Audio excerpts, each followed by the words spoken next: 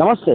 ప్రస్తుతం మనం మహబూబ్ నగర్ జిల్లా కేంద్రంలో ఉన్నాము. గత 78 సంవత్సరాల క్రితం ఇదే రోజు ఎవరైతే నిజాం రాజు సర్దార్ వల్లభాయ్ పటేల్ సరెండర్ కావడంతో ఆ రోజు దేశాన్ని విడిచిపెట్టి వెళ్ళిపోవడం జరిగింది. ఎందుకంటే ఆ రోజు నిజాం పాలనలో రజాకర్లు మన ఈ ప్రాంత తెలుగు ప్రజల పట్ల కూడా ఏ విధంగా వ్యవహరించారనేది కూడా మనకు తెలుస్తుంది. ప్రస్తుతం మనం చూపిస్తాం మన కెమెరా పర్సన్ ఇక్కడ నిజాం సంబంధించిన 6th నవాబ్ మీర్ మహబూబ్ అలీ ఖాన్ పేరిట ఒక గదిని కూడా ఏర్పాటు చేయడం జరిగింది. అయితే గతం మనం చూసాం 78 సంవత్సరాల క్రితము నిజాం రజాకర్లు ఇక్కడ ఉన్న ప్రజల పట్ల ఏ విధంగా వ్యవహరించారనేది కూడా మనకు స్పష్టంగా అర్థమవుతుంది. చూస్తున్నాం multipurpose hall Nizam 6th Nawab Mir Mahbub Ali Khan సంబంధించిన ఇది NM Srinivas Reddy garu, honourable Mahbub Nagar MLA guest వీళ్ళంతా దామోదర్ రాజనరసింహ, జూపల్లి కృష్ణారావు, వాకిటి శ్రీహరి వీళ్ళందరూ చూస్తున్నాం.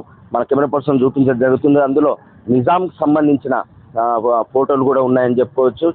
ఈ రోజు ఏదైతే సెప్టెంబర్ 17 ఉందో, సెప్టెంబర్ 17 కొందరు విమోచనంగా, మరికొందరు విలీనంగా, మరికొందరు సమైక్యంగా అంటే అంటే కాంగ్రెస్ ప్రభుత్వ పాలనలో ప్రజాపాలన పేరిట ఈరోజు జాతీయ జెండాను ఎగురవేసి ఈరోజు స్వేచ్ఛా గాలులు పీల్చుకున్న రోజు.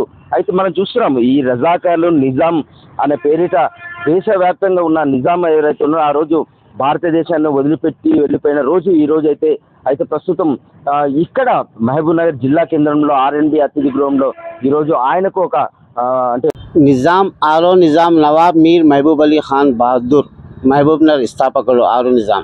ఆయన 1816లో పుట్టిండు, 1911లో చనిపోయిండు. ఆయన 43 సంవత్సరాలే చేసిండు. ఆయన చరిత్ర అంటే రజాకార్లకు ఆయనకు చాలా 100 సంవత్సరాలు 150 సంవత్సరాల తేడా ఉంది. రజాకార్లతో సంబంధం లేదు. రజాకార్లు అంటే ఏడో నిజాం పీరియడ్లో వచ్చింది ఇది. ఈయన నవాబ్ మీర్ మహబూబ్ అలీ ఖాన్కి దీనికి ఆయనకు సంబంధమే లేదు. ఇక్కడ వీళ్ళంతా అయితే నిజాం అనే ఒక ఇంటి పేరు నిజాము వాళ్ళంతా ఒకటే. ఆసఫ్ జా అంటే నిజాం కులీ కుతుబ్ షా అయినాక నిజాములది వచ్చింది. నిజాములో 7 నిజాంలలో ఈయన 6వ నిజాం, మహబూబ్ నగర్ స్థాపకుడు 6వ నిజాం నవాబ్ మీర్ మహబూబ్ అలీ ఖాన్ బహదూర్. ఆయనకు రజాకార్లకు ఏ సంబంధం లేదు. మహబూబ్ నగర్ కంటే ముందు పాలమూరు అనేది ఒకటి ఉండే, మనకు పాలమూరు రుక్మమ్మపేట చెప్తుంటే గజిట్లో లేదు. అది ఉంటే దానికి మేము డిస్టర్బ్ చేయకుంటే. అది గజిట్ తెలుసు, అన్నీ తెలుసు. నిజాంది పుస్తకాలు చదివినాం, చేసినాం, వాళ్ళ కుటుంబాలతోటి సంబంధం చేసినాక మహబూబ్ నగర్ ఒకటి ఆయన వేటకు వస్తుండే. ఇలా పులిలు చాలా ఎక్కువ పులిలు. ఆయన దేవుడు ఆయనకు ఎట్లా ఇదంతా ఓకే. మన ఆ రోజు ఉన్న పన్ను పోటు, రొమ్ము పోటు, జుట్టు పోటు, ఎన్ని పోట్లు పెట్టిండ్రో మీ అందరికి తెలుసు. నిజాం అనే ఒక వాళ్ళకి సంబంధించిన వాళ్ళు, అదేవిధంగా రజాకర్లు కూడా ఉన్నారు. నిజాం రజాకర్లకు తేడం లేదు. నిజాం పెద్ద అయిన రజాకర్, నిజాంకు అసిస్టెంట్ రజాకర్లు. అయితే ఈరోజు ఇక్కడ బిల్డింగ్ చాలా వివాదాస్పదమైంది. ఎందుకైందనంటే ఈరోజు ఈ సెప్టెంబర్ 17 అంటేనే నిజాంకు వ్యతిరేకంగా, రజాకర్లకు వ్యతిరేకంగా ఈరోజు జాతీయ జెండాను ఎగరవేస్తున్న రోజు. అలాంటి ఈరోజు ఇక్కడ ఈ విధంగా బిల్డింగ్ ఉంది అని అంటే ఈరోజు ఎవరు ఇచ్చిండ్రు బిల్డింగు, ఎందుకోసం ఇచ్చిండ్రు, ఎవరు హయాంలో ఇవ్వడం జరిగింది? అది అన్ని చరిత్రలో ఎన్నో తప్పులు జరుగుతున్నాయి, ఎన్నో తప్పులు మాట్లాడు. అస్సలు చరిత్ర ఎవరు చెప్తలేరు. ఈయన ఇచ్చిందంటే ఈయన కులాల మతాలకు అతీతంగా రాజు. ఆయన దేవుడు ఆయనకు ఎట్లా జంతువులతో మాట్లాడుతున్నాడు.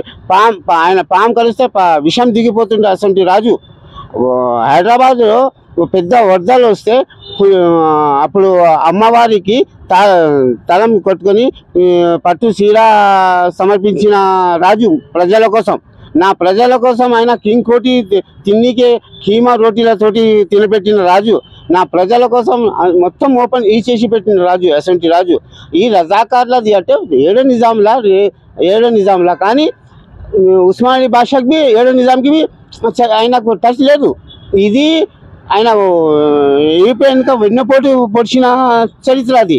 దానికి అది అస్సలు ఏమంటే ప్రతి ఒక్క దాంట్లో ఉంటారు కులాల మత. ఇది ఏదో ఒక చిచ్చులు పెట్టాలి అని. ఇప్పుడు మనం అంటాం చూడు, సేన్ అయినాక పిట్టలు రావా, దుగ్నమైనాక దుగ్నం ఉంటుందా. ఇది ఒక ఆయన రాజు అంటే రహీంకి సంబంధించి నిజాంకు సంబంధించిన ఇక్కడ భవన నిర్మాణానికి పూర్తి కారణము ఈ రహీం చెప్పుకోవచ్చు. రహీము ఇక్కడ అంటే మున్సిపల్ అధికారుల నిధులతోన ఈ భవనం నిర్మించడం జరిగింది. అది కూడా R&B రోడ్ అండ్ బిల్డింగ్ అతిథి గృహంలో నిర్మించడం జరిగింది. ప్రస్తుతం మన వద్ద బీజేపీ నాయకుడు, బీజేపీ యువ నాయకుడు ఉన్నాడు శ్రీధర్. ఆయనతో మాట్లాడి ఈరోజు సెప్టెంబర్ 17 చరిత్రలో కూడా ఎవరు మర్చిపోలేని రోజు. ఎందుకంటే ఈరోజు తెలంగాణ విమోచన దినోత్సవం. తెలంగాణ విమోచన దినోత్సవం ఎందుకు జరుపుకుంటున్నాం?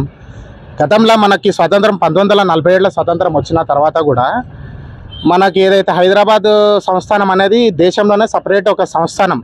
దానికి రాజైన నిజాం ఎవరైతే మీర్ మహబూబ్ అలీ ఖాన్ ఉన్నారో, ఆయన నిజాం నవాబు, ఆయన స్వతంత్రం వచ్చిన తర్వాత కూడా నా సంస్థానాన్ని ఈరోజు ఈ భారతదేశంలో నేను కలపను, ఈ సపరేట్ దేశము, నేను భారతదేశానికి తెలంగాణ గడ్డకి ఎలాంటి సంబంధం లేదు, ఇది సపరేట్ రాజ్యం, నేను పరిపాలించుకుంటా అని చెప్పి ఆ రోజు భారత ప్రభుత్వానికి వ్యతిరేకంగా ఆయన ఆ రోజు సంస్థానాన్ని నడిపించిండు. కానీ అప్పటి ఎవరైతే ఉక్కు మనిషి సర్దార్ వల్లభాయ్ పటేల్ గారు ఉన్నారో, ఆయన కేంద్ర మంత్రి, ఆయన ఆ రోజు హోంమంత్రిగా ఒక అడుగు ముందుకేసి దేశం మొత్తం ఇట్లా ముక్కలు ఉంటే కాదు, దీన్ని ఒక అఖండ భారతదేశంగా, ఒక యునైటెడ్ భారతదేశంగా చేయాలి, ఇట్లా సంస్థానాలన్నిటి సపరేట్ ఉండకుండా ఆ రోజు ఆయన అందరు రాజులతోన, అంటే జమ్మూ కాశ్మీర్ సంబంధించిన రాజులు కావచ్చు, మన ఈ నిజాం నవాబు తెలంగాణ నవాబుతోన కావచ్చు, ఇట్లా దేశంలో ఉన్న వివిధ సంస్థానాలు ఏవైతే ఇంకా అప్పటికి విలీనం కాలేదో భారతదేశంలో, ఆ రాజులతో అందరితోనూ కూడా సంప్రదించి వాళ్ళతోన చర్చలు చెప్పి ఆ రోజు ఒక్కొక్క సంస్థానాన్ని కూడా ఈరోజు భారతదేశంలో విలీనం చేసుకుంటా ఒక పరిపూర్ణమైన భారతదేశంగా తీర్చిదిద్దాలని ఆయన ఆ రోజు కంకణం కట్టుకొని ముందరికి రావడం జరిగింది. అందులో దాదాపు చాలామంది రాజులు కూడా 1947 తర్వాత స్వతంత్రంగా ఉన్న రాజ్యాలన్నీ భారతదేశంలో విలీనం చేయడం జరిగింది. ఎవరైతే మన తెలంగాణకు సంబంధించిన ఈ నిజాం నవాబు ఉన్నాడో, ఆయన అప్పుడు నిరాకరించడం జరిగింది.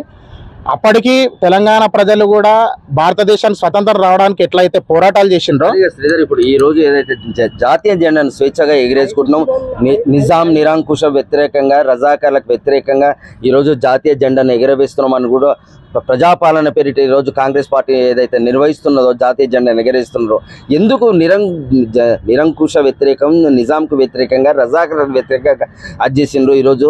అదేవిధంగా దానికి ఈరోజు వాళ్ళకు ఇలా బిల్డింగ్ ఇవ్వడం జరిగింది. ఇది ఎంతవరకు సమంజసం? ఇది ఖచ్చితంగా సమంజసం కాదు. ఎందుకంటే కాంగ్రెస్ పార్టీ అంటేనే ద్వంద్వ వైఖరి. మీరు చూసుకోవచ్చు, గత చరిత్రల నుంచి ఇప్పటి వరకు కూడా, స్వతంత్ర రాకముందు నుంచి మొదలుకుంటే ఈ రోజు వరకు కూడా కాంగ్రెస్ ఎక్కడ కూడా భారతదేశం కోసం కానీ, భారతదేశ ప్రజల కోసం కానీ, వాళ్ళ యొక్క బాధల గురించి ఏ రోజు కూడా ఆలోచించలేదు ఆ పార్టీ. ఈ రోజు కూడా వాళ్ళు ద్వంద్వ వైఖరే. మీరు ఈరోజు చూసుకుంటే తెలంగాణ విమోచన దినోత్సవం అంటున్నారు, వాళ్ళ కాంగ్రెస్ నాయకులే అంతా బయట కానీ, స్పీచ్లలో కానీ, గ్రూప్లలో కానీ నిజాం నవాబుకు వ్యతిరేకంగా, ఆయన నిరంకుశ పాలనకి వ్యతిరేకంగా ఈరోజు మనకు స్వాతంత్రం వచ్చింది, ఇది తెలంగాణ తెలంగాణ విమోచన దినోత్సవం అని చెప్పుకొని అఫీషియల్గా కూడా ఎక్కడ కూడా అనౌన్స్ చేయకుండా ఇది ఈరోజు ప్రజాపాలన దినోత్సవం అని పేరు మార్చుకున్నారు. అంటే ఇంత దుర్భరమైన పరిస్థితులలో ఈరోజు కాంగ్రెస్ పార్టీ ఉంది. కాంగ్రెస్ పార్టీ ఇప్పుడే కాదు, గతంలో నుంచి ఇప్పటి వరకు కూడా ఎక్కడ కూడా ఓటు బ్యాంక్ రాజకీయాలు, వాళ్ళకి కావాలి ఓటు బ్యాంక్ రాజకీయాల కోసం చేసే రాజకీయాలు తప్ప కాంగ్రెస్ పార్టీకి ఎక్కడ కూడా భారతదేశ ప్రజల పట్ల కానీ, తెలంగాణ ప్రజల పట్ల కానీ చిత్తశుద్ధి లేదు. ఇక విషయానికి వస్తే, ఇక్కడ మనం వెనుకలా చూసుకుంటే ఈ భవనం ఏదైతే మల్టీపర్పస్ హాల్ నిజాం 6th నవాబు మీర్ మహబూబ్ అనే రాజుగారి పేరు మీద నిర్మించిండ్రో, దీని మీద కూడా ఖచ్చితంగా రాజకీయ నాయకులు, ఇక్కడ ఉన్న Congress party MLA N M Srinivasa Reddy గారు కానీ, సంబంధిత అధికారులు కూడా కానీ ఖచ్చితంగా సమీక్ష చేయాలి. ఎందుకంటే అప్పుడు తెలంగాణ ప్రజలకు, ఇప్పుడు ఇంతకుముందు రహీం గారు అన్నట్టు 6వ నిజాంకి 7వ నిజాంకి ఎక్కడ కూడా పోలికలు పొంతం లేవని మాట్లాడాను. కానీ తెలంగాణ ప్రజలకి చరిత్రలో మాత్రం నిజాం నవాబు అంటే ఆల్రెడీ తెలంగాణ సంస్థానంలో ఆయన చేసిన అకృత్యాలు, దుర్మార్గాలు, దారుణాలే గుర్తుకొస్తాయి. కాబట్టి ఆయన పేరు మీద ఇట్లా ఏర్పాటు చేయడం అనేది ఇది ప్రజలలో కొంచెము కన్ఫ్యూజన్ అనేది ఉంది. ఇది చాలా మంది కూడా నిరాకరిస్తుండ్రు.